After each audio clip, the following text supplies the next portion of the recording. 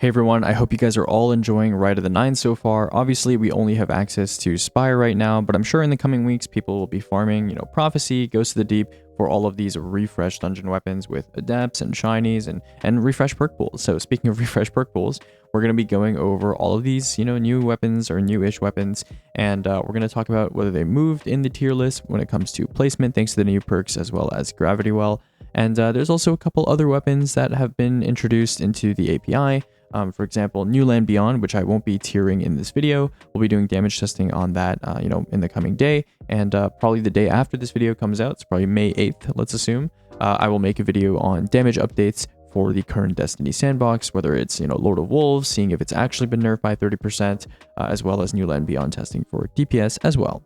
Okay, so with that out of the way, let's go ahead and begin with Terminus Horizon, which is the high impact arc machine gun from Spire of the Watcher.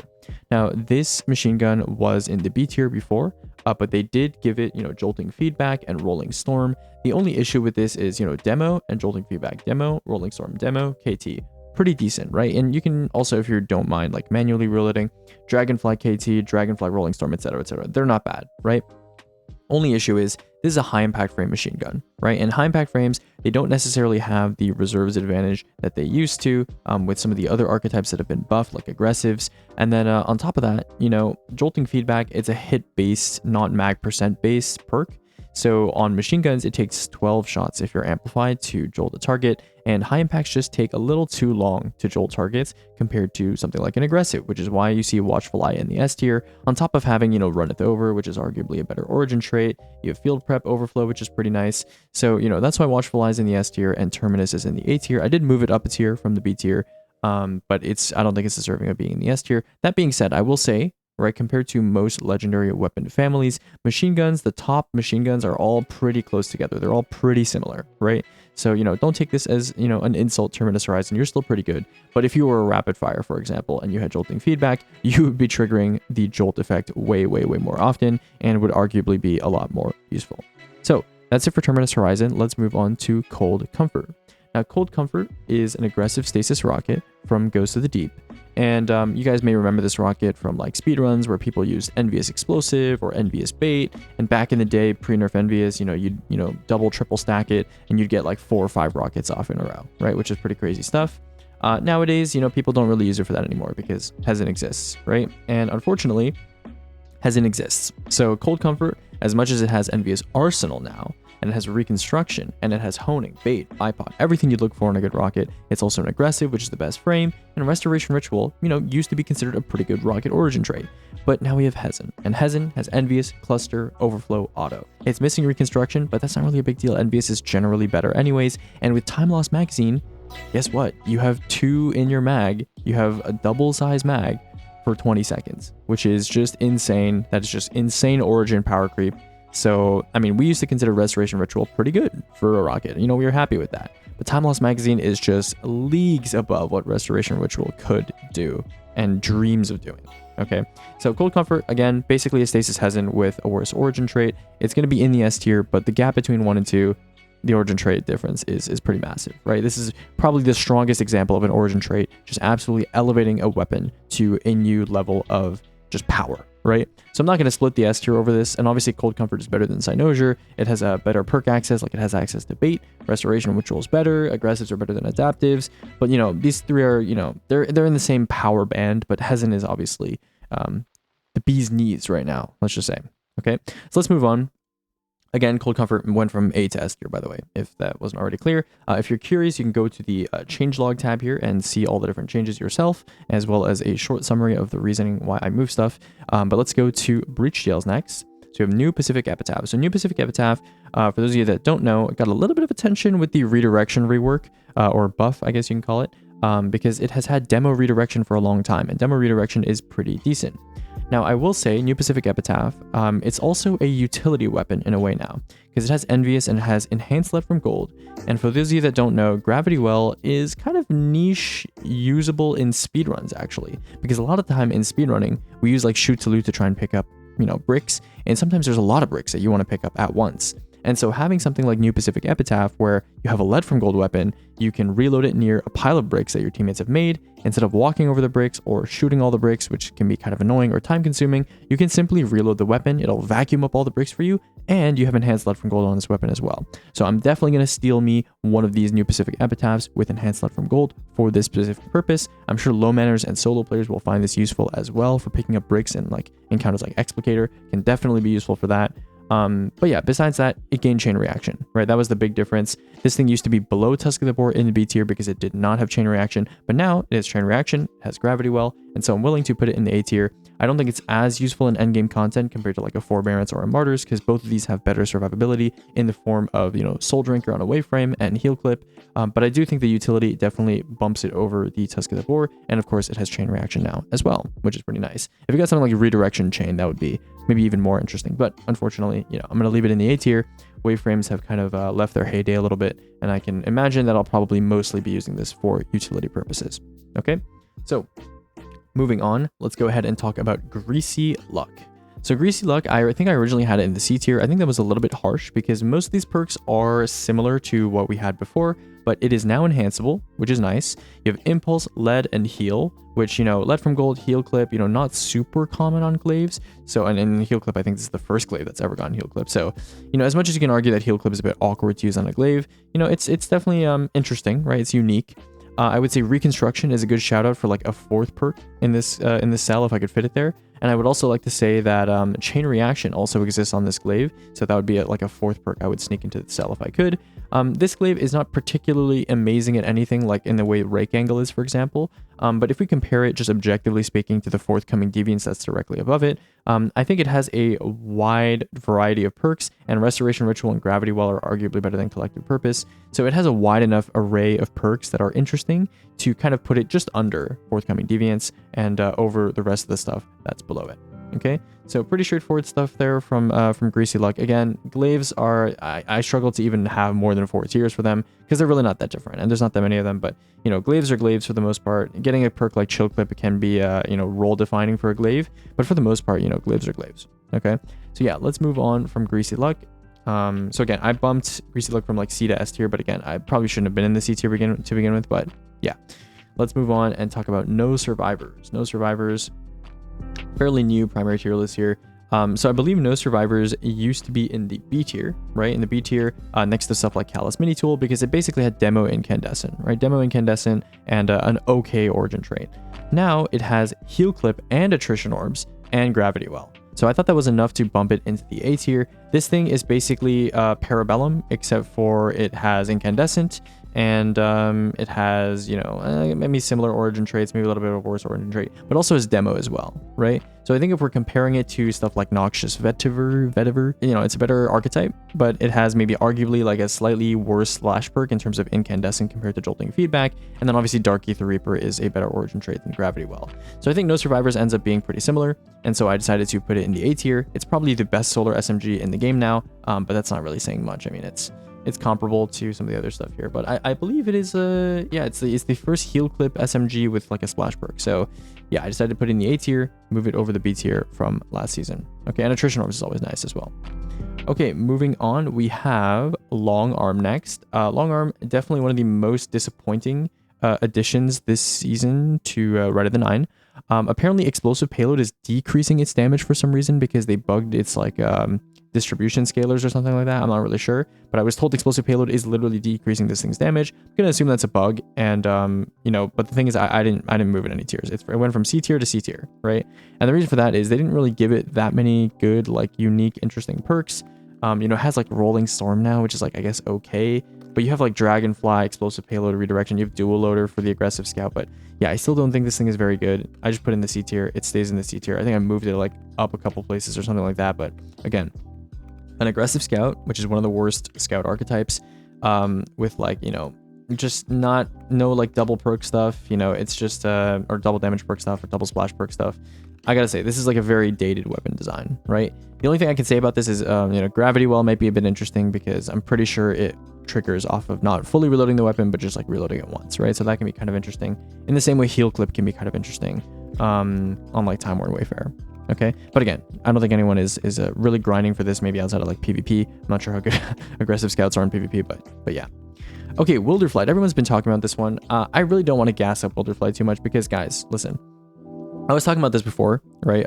When double fires were first introduced, and I said double fires for DPS specifically are pretty niche. They are pretty niche weapons. Their actual swap DPS, even with spike and even with a good damage perk, is not as high as you might think. And there are a lot of weapons that can kind of take the place of Wilderflight that, you know, are exotic and do higher DPS, or are legendary and do similar DPS and have, you know, better utility. And in terms of blinding GLs, you know, they're not as commonly used as they used to be as well. So there's a limit to how high double fires can really climb. And I do think a chill clip double fire like Liturgy is useful for building Transcendence, whereas Wilderflight is just, you know, it's fine. You know, it has bait, I guess. I don't know. People saw Envious bait and they're like, that's a good perk combo, right? So they immediately got excited. But you got to remember, this is an energy double fire. And energy double fires are like one of the most underutilized, and not like unjustifiably, they're one of the most underutilized origin trait / slot combos in the game.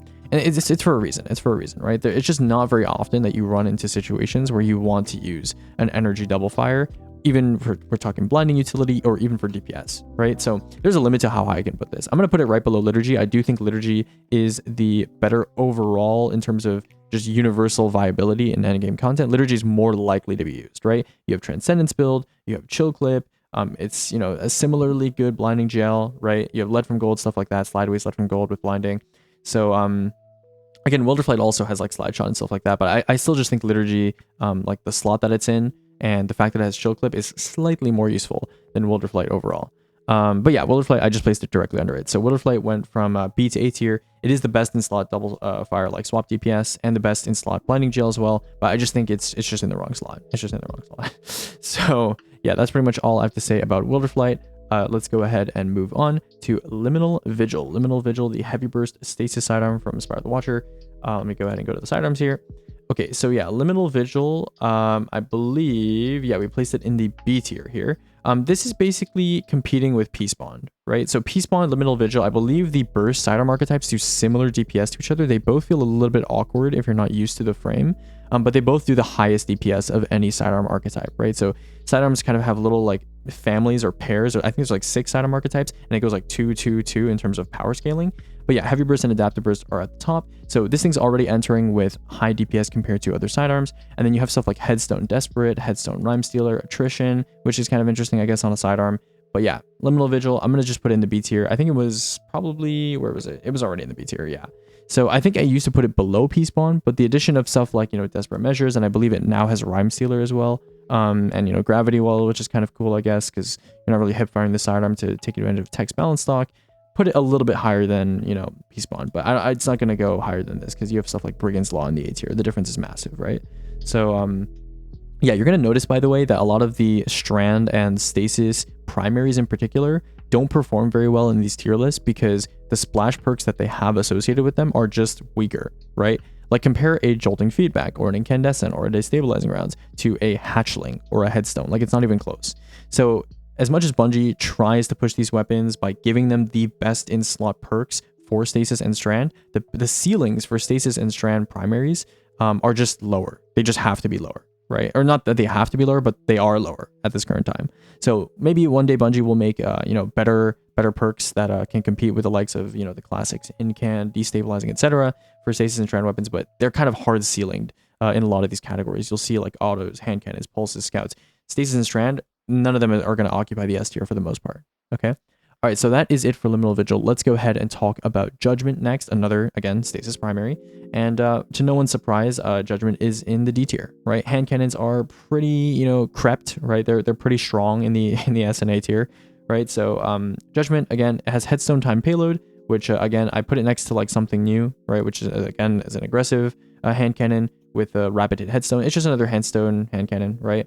And arguably, you can say that like Exuviae with Dark Ether Reaper and Bold Endings, because of its frame, with Headstone Dragonfly, Double Splash perk, are more useful than Judgement, right? Obviously, Judgement is a more preferred and familiar archetype for most people, and Gravity Well is kind of nice. But again, you know, I think Judgement was already in the D tier. It's not significantly different from the original. The original God Roll, I guess you can say, was already like Headstone Time Payload.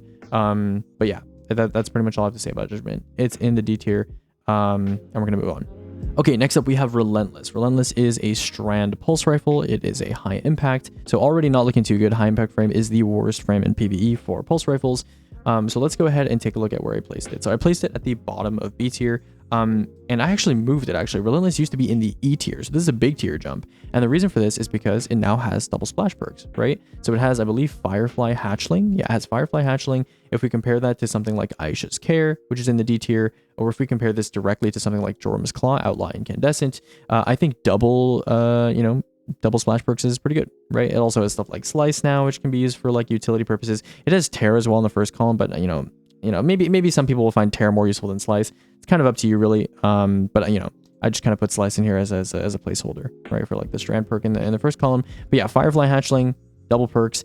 I don't think it's as useful as some of the better archetype stuff that's directly above it for kinetic tremors, and obviously it's not going to be as good as the A tier stuff. So I thought B tier, bottom of B tier, was an appropriate placement for it.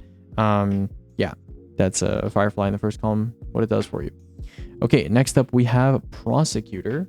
Prosecutor is an arc precision frame auto from Prophecy. I believe I moved it from B tier to the B tier. So this thing used to be below Shadow Price, but it now has Dragonfly Volt Shot as well as Attrition Volt Shot, which I believe it used to have as well. They give it access to Rolling Storm, which I think it didn't have access to before, and Gravity Well is arguably better than Crossing Over, especially on a primary. You can reload it pretty quickly.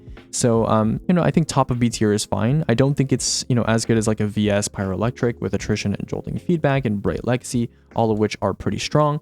As well as having a slightly better archetype as well. So I thought Prosecutor being at the top of B tier above like a mid destabilizing rounds auto as well as the kinetic autos, I thought was pretty fair. So I put it at the top of the B tier instead of at the bottom. Okay. Next up we have Cruel Mercy. Now this one is a little bit of a disappointment. This is a heavy burst pulse, an arc heavy burst pulse, I believe from Nightfalls if I'm not mistaken. It's got that, big V over here. You can see the Vanguard V. But yeah, this one, unfortunately, right, if it had Jolting Feedback, this would probably be in the S tier. It would probably be in the S tier, probably above Vantage Point, probably somewhere up here in the top 4 slots. Unfortunately, I think they teased it having Jolting Feedback, and it doesn't. It has Rolling Storm instead. Because Dragonfly Jolting Feedback would be pretty nice, right? But unfortunately, yeah, Dragonfly Rolling Storm or Dragonfly Frenzy or Eddy Current Rolling Storm is what you're going to have to settle for, which is not very good. I'm even considering maybe moving it below Blast Furnace, but the archetype is pretty good. It's enhanceable, etc. So, I'll just leave it in the A tier. I don't think it's as bad as some of the stuff in like the bottom of the B tier. So, I think A tier is fine for it, right? New weapon, gonna put it in the A tier. Okay, next up we have Nature Reclaimed. I believe this is an Iron Banner. Yeah, Iron Banner. Lightweight solar scout rifle, right? So this is competing with the likes of Trustee, for example. So yeah, if we go ahead and look at some of the other solar scouts here, I've gone ahead and placed Nature Reclaimed in the A tier. Lightweight is a much better archetype than aggressive. You have basically the exact same perks between these two right here. I mean, Radial Area Transposer is better on Time Worn Wayfarer, but you have Heal Clap Incand, you have Shoot to Loot.